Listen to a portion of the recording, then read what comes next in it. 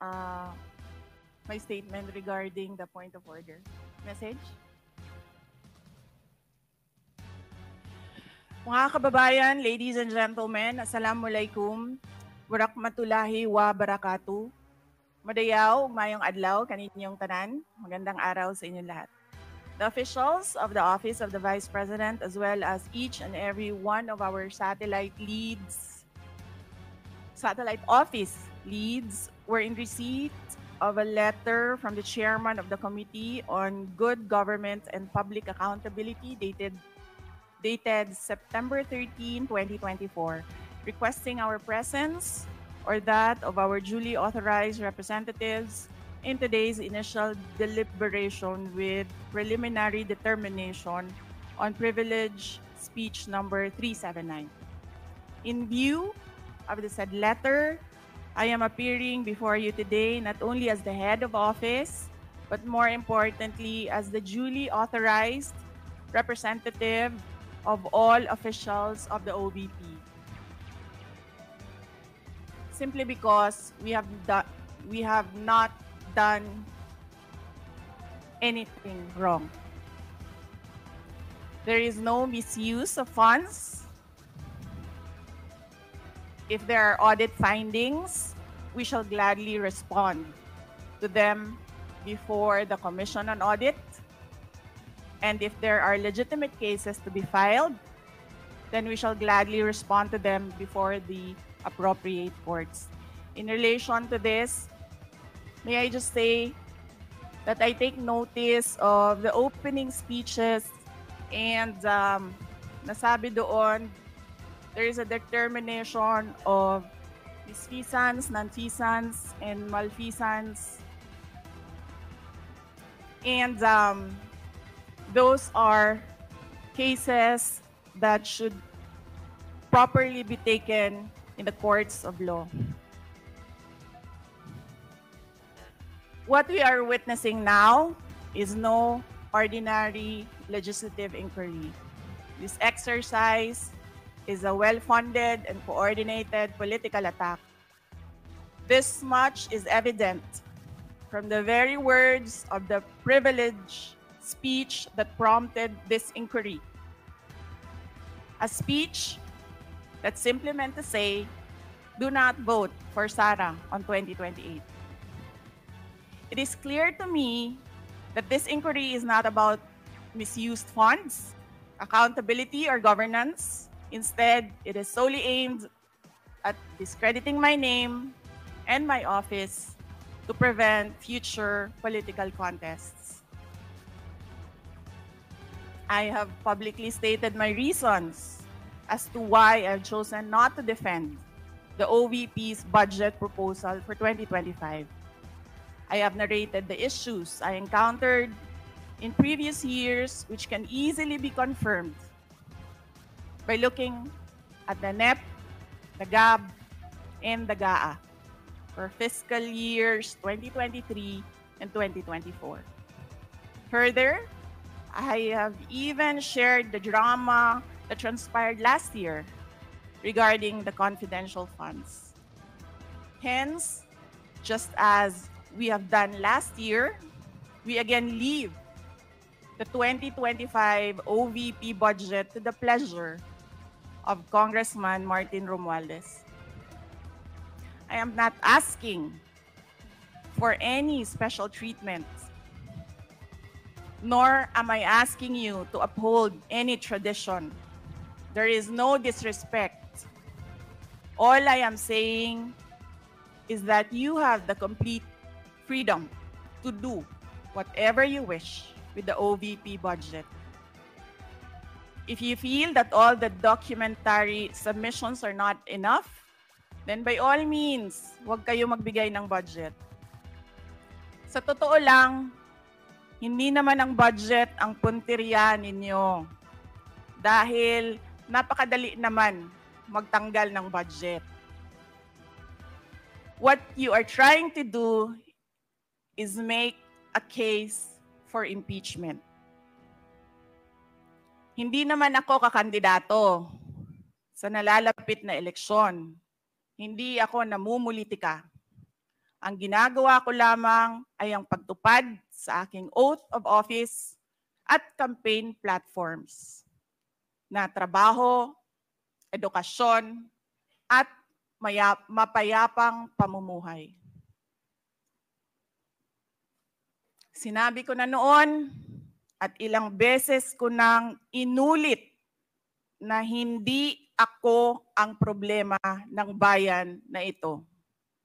Ang totoong problema ng bayan ay kagutuman, kahirapan, iligal na droga, kriminalidad, terorismo, hindi na sapat na healthcare, kalidad ng edukasyon, kawalan ng plano ng infrastruktura para sa disasters, at marami pang iba.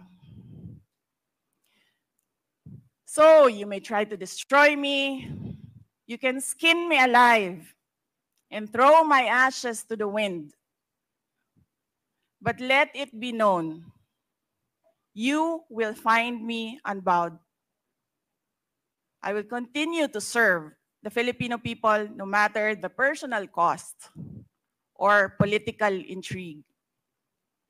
Having said that, I will not allow myself to be subjected to an inquiry based on an empty privilege speech just so you can attack me and do indirectly what you failed to do directly during the budget hearings. I therefore request this committee to terminate this inquiry for its clear lack of any proposed legislation or substantive matter for discussion. Shukran.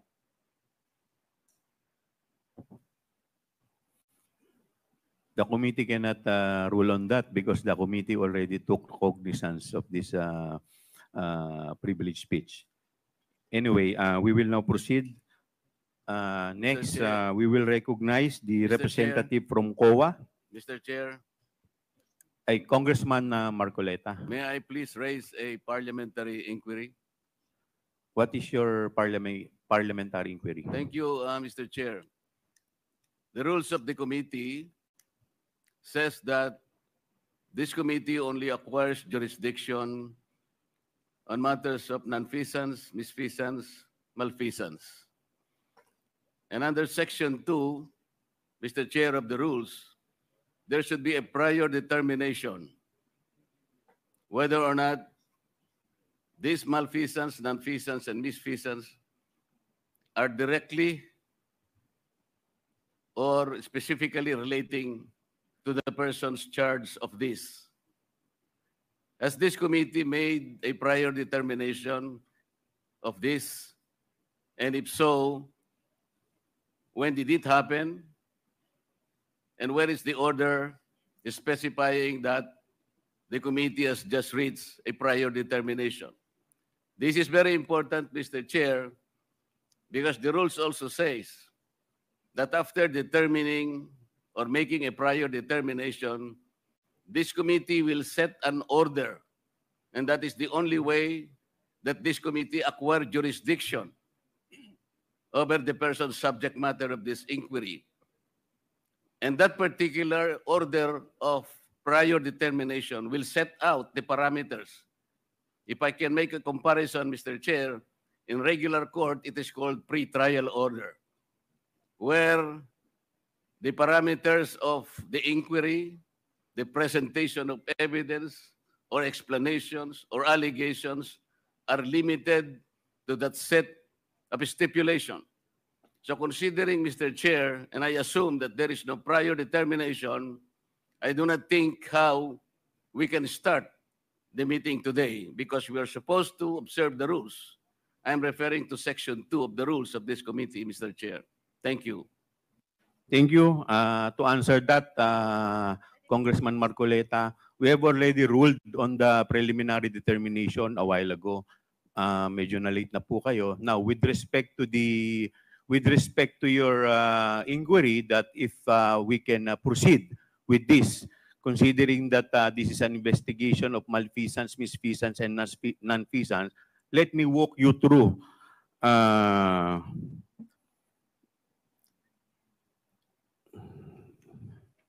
let me walk you through the definition of a good government and public accountability.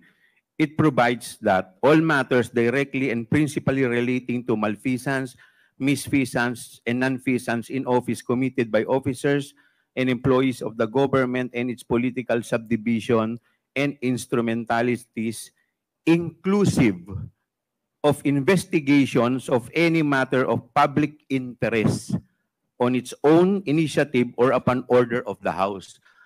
For the information of everybody, the issue on confidential fund is a matter of public interest. Lahat po tayo ay interesado, hindi lamang po tayo, yung publiko po, interesado kung paano po ito nagamit. Kaya yun po ang dahilan why this committee has jurisdiction over the subject matter. But Mr. Yes, Chair, Congressman Marcoleta. Mr. Chair, under Section 5, there should be a record of preliminary determination. It says that the proceedings in the preliminary investigation or determination shall be recorded through stenographic notes. What you were mentioning are motu proprio cases. I am assuming that this committee started by way of a referral because of a privileged speech delivered on the floor by one of us. And so this is the main subject matter of this committee meeting, and to which we should first determine preliminarily whether or not this committee acquires jurisdiction. And I demand a record of preliminary determination under Section 5 because it says, upon termination thereof, Mr. Chair, the chairperson shall issue an order which shall recite in details the matters taken up. So what are the matters taken up, Mr. Chair? I think we should be able to comply with these elementary rules as specified in the governing rules. Well, considering that we are still in the, we have yet to proceed to the interpellation, we are still in the period of recognizing the resource person as well as the witness. With that, the chair declares 1 minute suspension.